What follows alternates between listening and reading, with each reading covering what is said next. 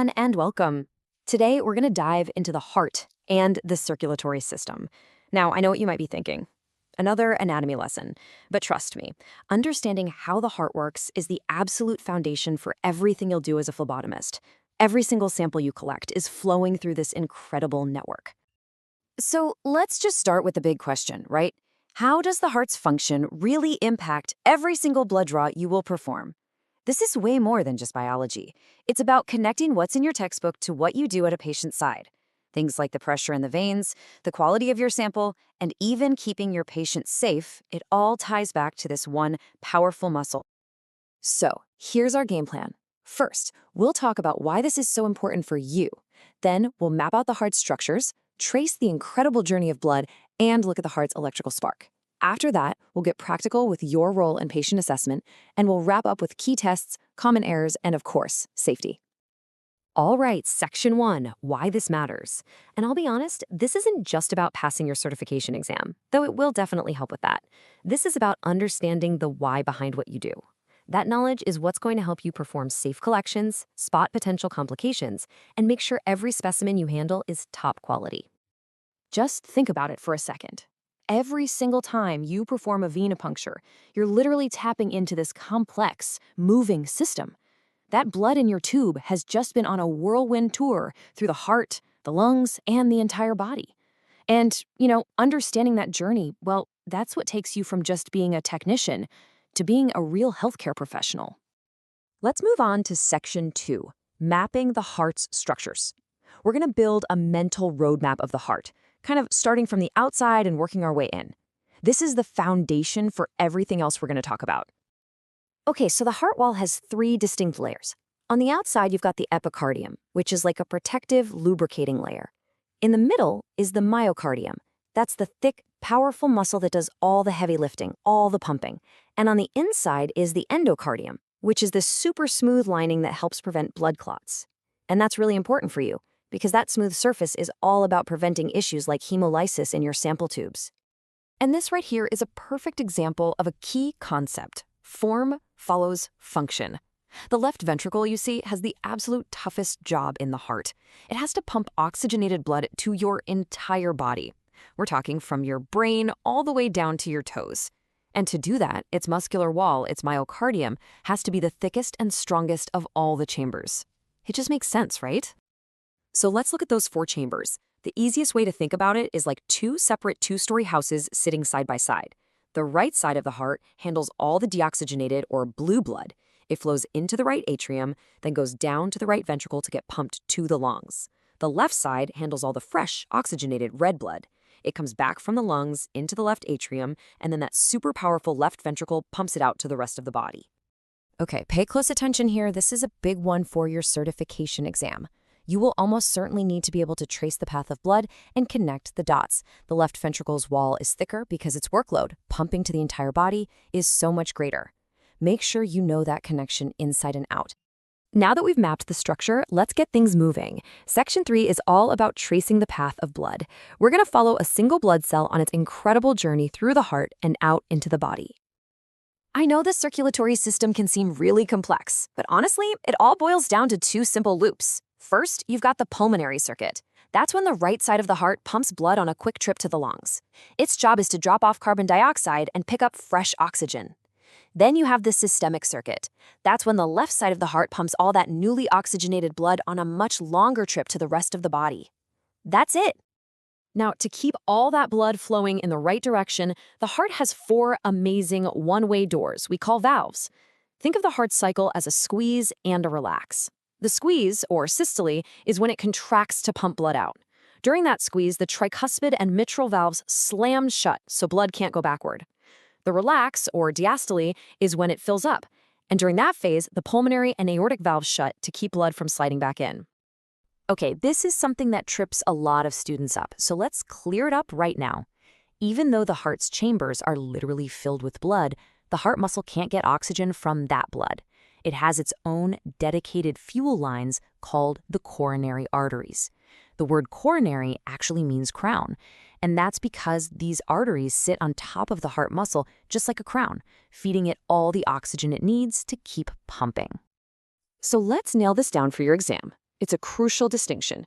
Pulmonary arteries carry deoxygenated, blue, blood away from the heart and to the lungs. Coronary arteries carry oxygenated, red, blood away from the aorta and to the heart muscle itself. Totally different jobs, different blood, and different destinations. This is a critical safety alert, and it directly involves you. When someone has a heart attack, an MI, the damaged heart muscle releases a protein called troponin. But it takes time for those levels to rise in the blood. That's why doctors order serial troponins, maybe one now, one in an hour, and another in 3 hours. A single normal result early on doesn't mean anything. Your job, and it's a vital one, is to draw those samples at the exact times they're ordered. Your accuracy here can make all the difference in a diagnosis. All right, section 4, the heart's electrical spark. So we've covered the structure, we've covered the plumbing, but what flips the switch? Well, it's a beautifully coordinated electrical system that creates the spark for every single heartbeat. So here's how it works. The electrical impulse starts in the SA node. That's the heart's natural pacemaker. From there, it spreads across the atria, making them contract. Then the signal hits the AV node, which acts kind of like a gatekeeper. It creates this tiny, crucial delay. Why? To give the ventricles enough time to fill up completely with blood. Once they're full, the signal travels lightning fast through the His-Purkinje system, triggering a powerful, synchronized squeeze of the ventricles. Here's a super simple way to lock that in for your test. Just remember this. SA starts it, AV delays it, and His-Purkinje delivers it. Starts, delays, delivers. Got it? You're going to see patients who have had an ECG or EKG. It's just a printout, a picture of that electrical journey we just talked about. That little P wave at the beginning, that's the atria contracting. The big QRS spike in the middle, that's the powerful signal hitting the ventricles. And that final T wave shows the ventricles just resetting for the very next beat. Okay, now let's bring all this theory back to the bedside. Section 5 is all about applying this knowledge through patient assessment. These are the critical checks you'll do before the needle ever even touches a patient's skin. Knowing how to take a pulse is a fundamental skill. You'll use the radial artery right on the thumb side of the wrist. Now, if the rhythm feels perfectly steady and regular, you can count the beats for 30 seconds and just multiply by 2. But, and this is important, if it feels irregular at all, if it's skipping beats or changing speed, you must count for a full 60 seconds to get an accurate rate. And you always report any irregularities to the nurse or provider. Taking a manual blood pressure is another skill you've got to master. A couple of critical things to get right every time. Use the correct cuff size. Too small will give you a false high reading, too big a false low. And make sure you deflate it slowly. Then you listen for those cord cough sounds. The very first thump you hear is your top number, the systolic. The point where that thump completely vanishes, that's your bottom number, the diastolic. So what do you do with those numbers? This table is your action plan. If the blood pressure is normal, great, proceed with the draw. If it's a little elevated, it's a good idea to recheck and just confirm your technique was spot on. But if you see hypertension, anything 130/80 or higher, you should pause any non-urgent draw and let the care team know. And if it's really abnormal, or if the patient has symptoms like dizziness or chest pain, you stop, defer the draw, and get help immediately. Patient safety always comes first. And that brings us to our final section, tests, errors, and safety. This is where we tie it all together, connecting cardiac conditions to the lab tests you'll be drawing, the critical mistakes to avoid, and the safety rules that are absolutely non-negotiable. When you get a lab order, it's so helpful to understand the context. If a heart attack is suspected, you'll be drawing troponins. If a patient is in heart failure, you'll likely draw BNP. For arrhythmias, you'll be drawing electrolytes like potassium. Knowing what you're drawing and why makes you a much more valuable part of the healthcare team.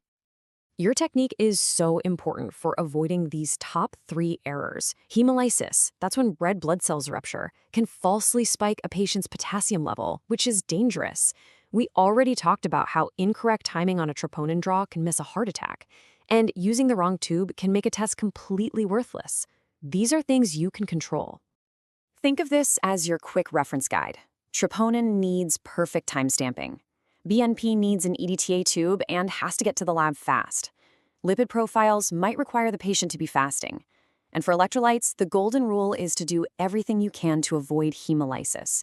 That means getting the tourniquet off within a minute, using the right needle, and gently inverting your tubes. Okay, if you only remember one thing from our entire time together, please let it be this. Let this be your mantra. Patient safety is always more important than completing the collection. If your patient starts to feel faint, or complains of chest pain, or seems unwell in any way, your number one job is not to fill that last tube. It is to stop what you are doing and get help, period. And this is the universal protocol for what to do when that happens. I want you to memorize these 4 steps so they become second nature. First, you stop. Tourniquet off, needle out. Then you position the patient safely, preferably lying down. Then you call for help, whether it's the nurse or an emergency response. And finally, you document everything that happened. Just remember, stop, position, call, document. So we end right back where we started, but hopefully with a whole new perspective. All of this knowledge, from the layers of the heart to the electrical pathways to the right way to take a blood pressure, it's all designed to get you ready to answer this question.